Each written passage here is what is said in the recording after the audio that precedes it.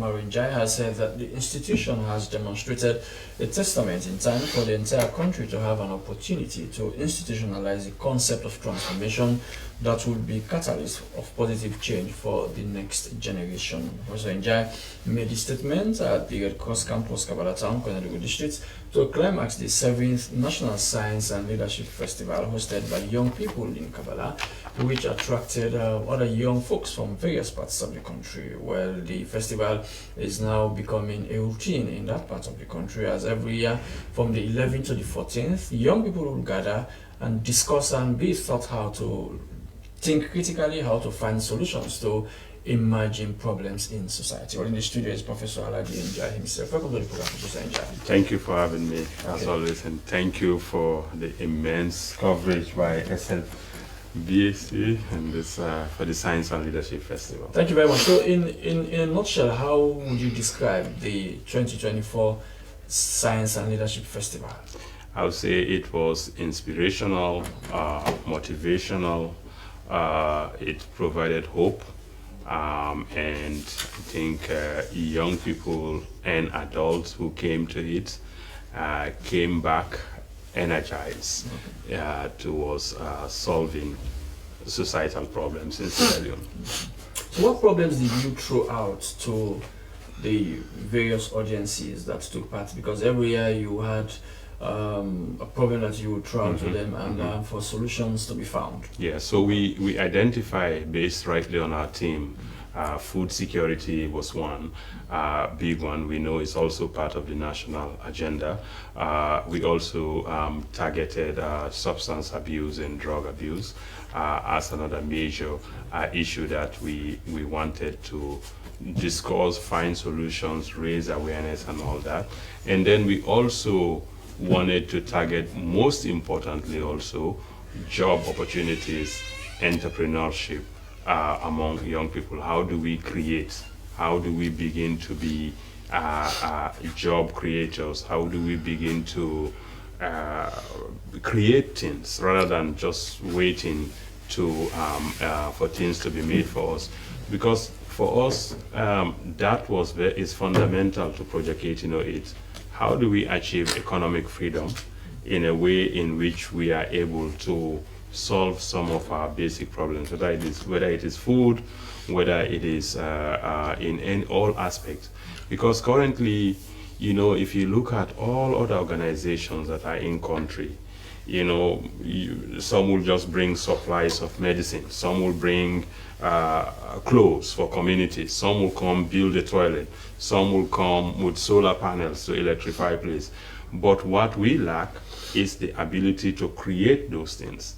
You know, we are not getting the capacity, and this is where it's a touching point for me, even with science and other stuff. It's a touching point. Now all my partners in the West, in the US and others, I have said that if we cannot do the research here in Sierra Leone, do all the analysis here, I'm not collaborating with you.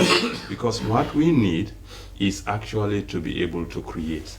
And this whole 4 days was to kind of immerse people in creating, you know, starting from the arts, the engineering, you know, the science, the leadership that is needed for creating. So did you succeed in that? During the 4 days? I think we did. You are able to shift the thinking of people, the perception that people have. For example, many times science has been mystified. Yes. And when you talk about science, people think you have to be extraordinarily intelligent to be in the sciences. Exactly. So yes, we are able to shift this because you know, for everyone who came to that thing, they saw people doing live art who were there, you know, creating things and making stuff.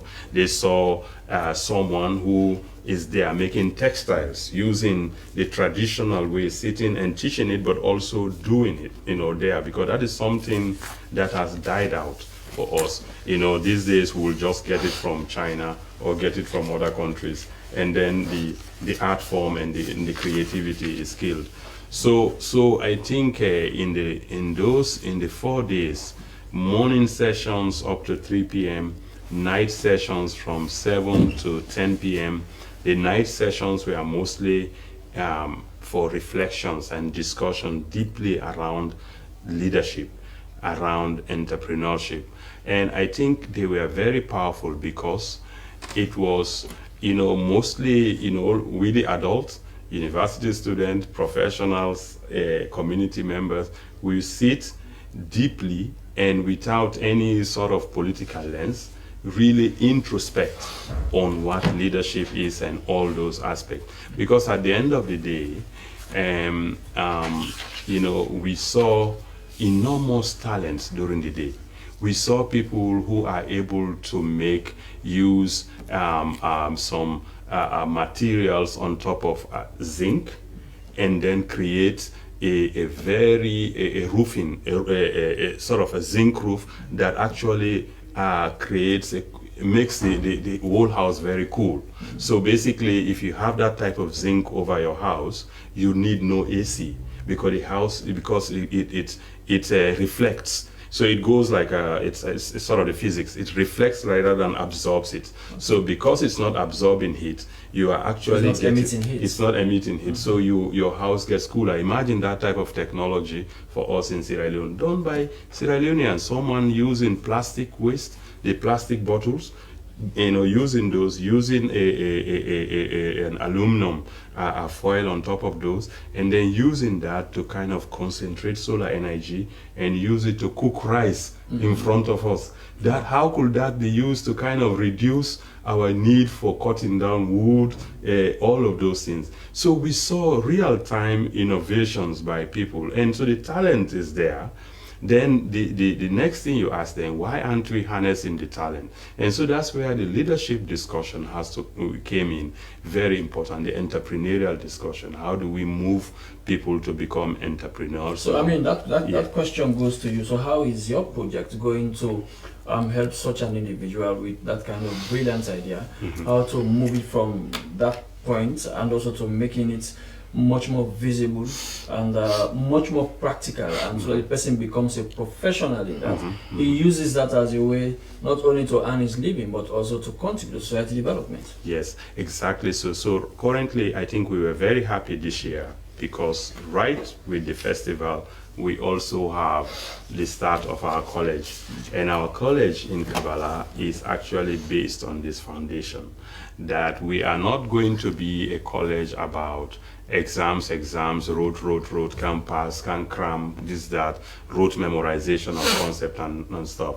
It's going to be about these things, creating entrepreneurship, creating leadership, doing this, technology, doing stuff. Hands-on, and also creating industry out of it. You can actually, as a student, start your own industry, and that's the idea, that we are going to be working with our own students and other collaborators on developing ideas to market, translating ideas to market. Because you know what? This is actually the whole essence of college and university education, to kind of transform the society where they live. It's not just to come and pass or fail students. Pass or fail student is part of the process, but actually, if you look at it, sometimes some students, the most amazing inventors today have dropped out of college. The world is impacted currently by people like Mark Zuckerberg, dropped out of Harvard, Bill Gates dropped out of Harvard, Steve Jobs dropped out of Apple, dropped out of Harvard, Google, the guys dropped out of MIT and stuff. So all of them did drop out. But the idea is that to be entrepreneurial, those entrepreneurials, those people who are inventive, they are creating things, they are making stuff, these are the seeds we need to kind of gather on a lot, because this is what is changing India today. India is moving fast, not because of formal education. It's the informal sector that builds India. They call it Jugaad, the Indian inventiveness, which has created the keke from their traditional push that they use, which has created the smaller car from the keke. And then the Indian inventiveness is about being able to be creative. And we have it here in Sierra Leone, that creativity. I'll tell you an example. I have my Apple computer that I spilled some tea on and it crashed. and I took it to the US. I had to get a new one because they couldn't fix it, right? They got a new one this in November. I said, okay, well, they said you could either recycle this or give it back. I said, no, I'll take it back to Sierra Leone. I brought the old one, and here, there was a guy here who actually fixed it. Wow. So this tells you, and it's a MacBook Pro, which is it's like a M2, which is really like, you know, higher up. So someone here who had no idea what it is, but did it, fix it. So that creativity is here. But rather, we've now allowed young people to degenerate into a manager, there, this there. But their hidden talents are there, and that's what we need to work on. And Project 1808 is unearthing those hidden talents. The program is Podium, coming to you from Freetown. He is Alhaji Professor Njai, who is the founder of Project 1808, talking about the just concluded Leadership and Science Festival in Kavala, Northern Sierra Leone. The Ministry of Health and the National Public Health Agency has embarked on a pivotal journey to enhance oral health across the nation by actively working on the development of a comprehensive oral health strategic plan. While recognizing the importance of oral health in the overall well-being of the population, the initiative aims to address key challenges and chart a course for a healthier future. The formation of the Oral Health Strategic Plan was a response to evolving healthcare landscape, aligning with global best practices, ensuring that Sierra Leone citizens have access to optimal oral healthcare services. The engagement with diverse stakeholders included healthcare professionals, community leaders, media, and international partners was to ensure a holistic and inclusive approach towards achieving oral health. Well, in the studio is Dr. Idris Kamara, who is the Principal Dental Officer and Head of Oral Health Department at the Connaught Hospital. Welcome to the program, sir. Thank you very much. Okay. Give us the status of oral health in Sierra Leone at the moment. Well, the status of oral health in Sierra Leone is a bit challenging, as always, but at least we try our best to make sure that we try to meet the needs of the people of Sierra Leone. And as you all know, the oral health means the health of the mouth. We're talking of the health of the mouth, which of course, without the health of the mouth, you cannot do anything. And as all of us are here now speaking, doing everything, eating and drinking, everything has to go through the mouth. So if the mouth is not healthy, obviously it's going to be a challenge for the people of this country and for each and everybody. So therefore, we decided to do something to make sure that we try to improve the health of the people of this country by making sure that at Connaught Hospital or even private dentists, we try to make sure oral health is taken care. All what we need now from the public is for them to identify themselves, making sure that they make themselves available to the hospitals for proper checkup and try to identify some of the problems they have. In this case, we have to do that by making sure, first, we try to have a document. So do we have a national policy that speaks to that? In 2009, there was a document, but it's a draft. It was a policy in 2009, which was done by Sierra Leoneans and also a consultant from Ghana at that time. But it was a draft, and the ministry never make it reality, because after making the draft, it was presented to the ministry then, but it was stuck. So we decided that, this cannot help the country, because if you don't have a national policy or you don't have a document that really tells international partners, because if they want to come and help you, they have to look at the document you have and what are some of the challenges, what are the needs, why do you need oral health and why you don't need it. So if you don't have a document that specifies the reasons why you need oral health and why you make sure that the health of these people has to be recorded. So if you don't have that kind of document which has to specify, there's going to be a challenge. So these are some of the problems we've been facing. Because we went to so many NGOs, WHO, UNICEF and others, for them to help us, at least helping not only the government, but at least to help the department so that we can able to do outreach to go. Because in Sierra Leone, for now, we only have about 4 dentists who are in the public service, beside the private. So imagine a population of nearly 8-point-something million. We only have this dentist station in Freetown. So meaning the rest of the provinces, We left them in the hands of the quacks. So the only way we went to some of these organizations for them to help us, so that at least if they can able to sponsor us, go into the provinces, hard to reach areas, so that we can do field trips and then do some treatment, educate our people about oral health. But because of, they always look at it that you don't have a document. And if you don't have a document, it's difficult for you to attract donors. So have you dusted the old document that you said that had been prepared, but it got stalled on the way? Have you dusted that document and tried to see what's changing? Because I mean, since it was developed, it was in 2009. I mean, many changes have happened. There have been other developments, so it needs to be written. Yeah. And you can't reinvent the wheel, but you have to bring in some new stuff. Yeah. Well, the thing is with the old document, that was a policy. And it was always in the draft, because unless it's formalized by the ministry launch and it become a proper document. But because it was shelved, so therefore it is still valid, because all the materials you needed for the oral health, they are still there. The only thing you can say, the document is old, or what is in there, even if you want to write anything, you cannot divert what is there to make it a new one. So it's just a refreshing you need to do, refresh it, and then try to bring it to the picture. Okay. But now what we want to do is now, because we approach WHO, they said, well, they cannot help us physically, but what they can do for us is they can try to help us to have a strategic plan for oral health. So we said, well, we have a draft policy. Say, well, no, policies sometimes take time for ministry to adopt or for government in different areas to adopt. But what is more important, when you have a strategic plan, for any donor now you want to attract, they will look at the document, they will find ways and means from the document where they can enter and do their help. So the discussions you had yesterday, we saw presentations from professionals in and outside Sierra Leone. They gave global perspective, they also gave regional perspective and national perspective. Yeah. I mean, tell us more about yesterday's discussions. Well, yesterday's discussion was very fruitful, because this is the first time we are having short meeting, especially when we want to formulate the strategic plan for oral health. As I said, we approached WHO, say, well, we can help you to have a strategic plan for oral health. So what we did is, after making the budget and everything, so they said, well, we have to start. But it was a bit some challenges up and down, financial. But later, we started to having some realities. So what we did is for us to recognize now the dates. And that was yesterday. So when we got the date, we have to make sure that it is going to be, because it's a national document, it has to be represented by all stakeholders, from the disabilities, traditionals, medicals, everything. So what we did was for us to start identifying stakeholders. Because if you want to do a document, first you have to have the stakeholders meeting. From there you identify the technical working groups. So if you do, stakeholders can also cooperate as technical working group members. So after identifying yesterday some of the members who are going to be technical working group members, who are the stakeholders. So in that meeting now, we're going to start having meetings with the consultants, how to formulate the document and the way forward for the document.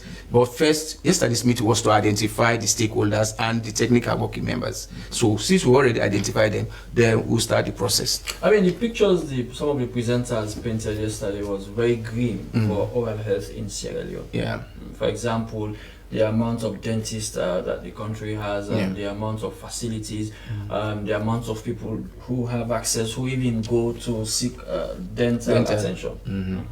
Yes, well, as I rightly said, we only have about 4 dentists. Before it was 3, but now 1 came from Sudan, so making it a number of 4. But assuming 4 dentists for the public of 8.something million, it's very, very appalling. It's very, very disgraceful. I've said this several times. I've discussed it with members from the College of Medicine that let us try to train our dentists here. Because if we train our dentists here, there's no need for us to go up and down in constraining of how to have dentists. Not trained in Sierra Leone. Dentists are not trained in Sierra Leone, because this is the exception of the commerce. If we have started training dentists by now, at least we have produced over 200 to 300 dentists.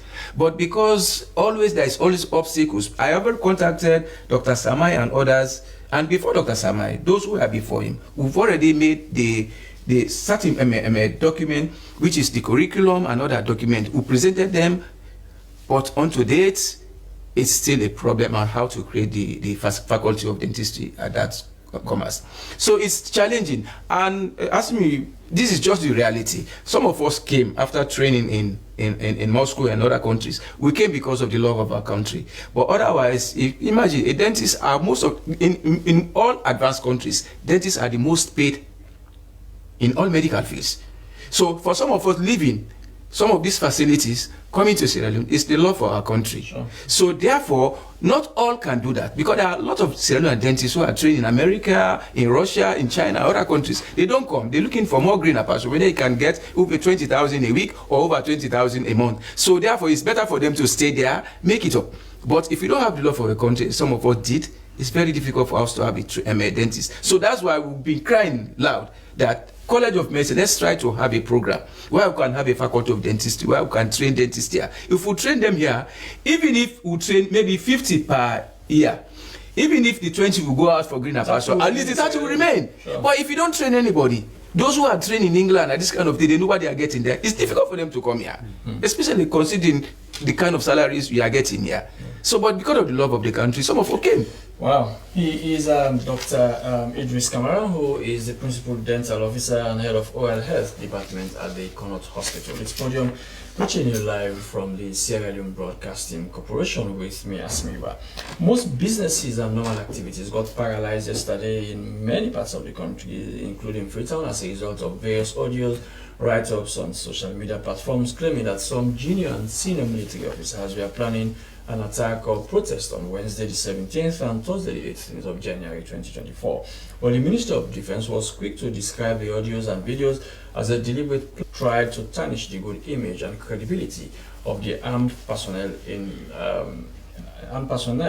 as a result of the November 26 attempted coup, civil society organizations are now concerned about the country's military, especially its role on peace and political stability. Well, some military personnel have been sacked, others charged to court, while some are under investigation for the November 26 coup. Well, the National Commission for Civic Education and Development is urging citizens not to drag the military into politics or division. Well, how has this call been heeded? We have in the studio Khalil Tutange, who is the chairman of NACID. Welcome to the program, sir. Thank you for having me.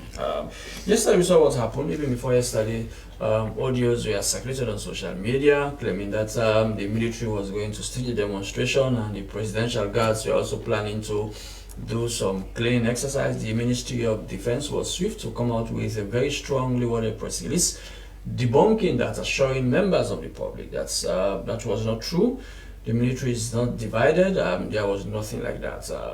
What does that mean for our military, one of our most trusted institutions? Well, it's worrying insofar as that citizens are deliberately trying to bring the army into disrepute, considering the level of trust we have in our military and the way they have exhibited, and that trust, even after the November 26 events. We hope that citizens will see reason not to involve the army into the politics of this country, which has become very toxic in itself. But again, some people are not heeding that. What happened yesterday was clearly a miscreant action by someone who does not mean well for this country, because I don't know whether if the military or some segment of the military was even trying to do that, whether they were going to call him somewhere in Europe or some other place and tell him, oh, we're going to do this so that he can put it in on social media. I'm sure all of the intent of that particular social media post was to create panic and to ensure that the country does not have stability as it ought to have for us to develop. So did that happen yesterday? Did that create any panic? Did people fail to come out to do their normal businesses? Well, there was in the early hours of the morning, there was some elements of that, and when I drove to work about 8 something, there were not as many vehicles on the road as I want to have from my part of town. And even when I dropped my son off at school, there were very few of his peers in class. So that was a worrying sign.